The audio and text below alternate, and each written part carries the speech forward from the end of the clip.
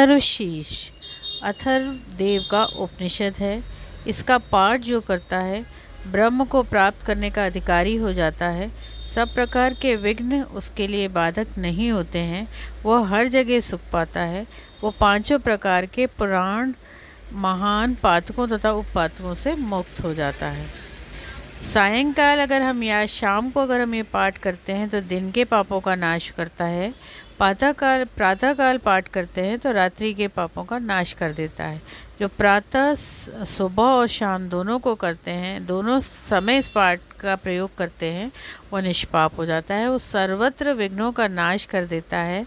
धर्म अर्थ काम और मोक्ष को वह प्राप्त करता है। इस अथर्वशीष का जो शिष्य न हो उसे नहीं देना चाहिए। जो मोह के कारण दे देता है, यानी जिसको हम चाहते हैं कि वो करे और अगर वो नहीं करता है तो वह पात की यानी पापी हो जाता है।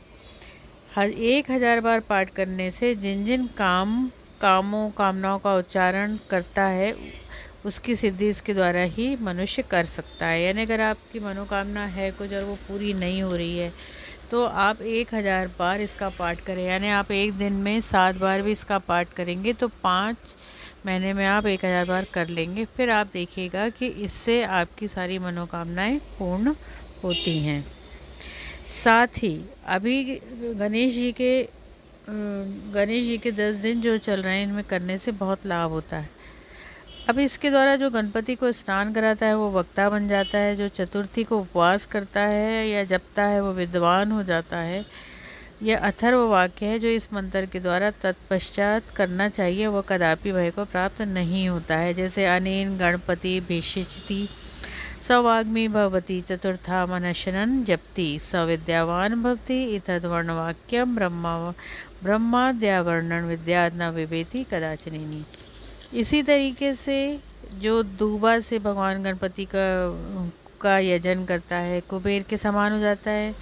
जो लाई और धान से करता है वो यशस्वी हो जाता है, मेधावी हो जाता है। जो 1000 लड्डुओं के साथ यजन करता है वो वांछित फल को प्राप्त होता है। जो घी के साथ करता है वह उसे सब कुछ प्राप्त हो जाता है। इसलिए अथर्वशीष का पाठ अब जरूर और अवश्य करना चाहिए। 8 ब्राह्मणों को सम्यक रीति से ग्रह कराने पर सूर्य के समान वो तेजस्वी हो जाएगा। सूर्य ग्रहण में महानदी में या प्रतिमा के समीप जपने से मंत्र सिद्धि होती है। वो महाविघ्न को से मुक्त हो जाता है। इस प्रकार ये जानते हो कि वो सर्वज्ञ हो जाता है, वो सर्वज्ञ हो जाता है। इसलिए अथर्वशीष का पाठ जरूर करना चाहिए। अपनी मनोकामना सिद्धि के लिए तो जरूर करें।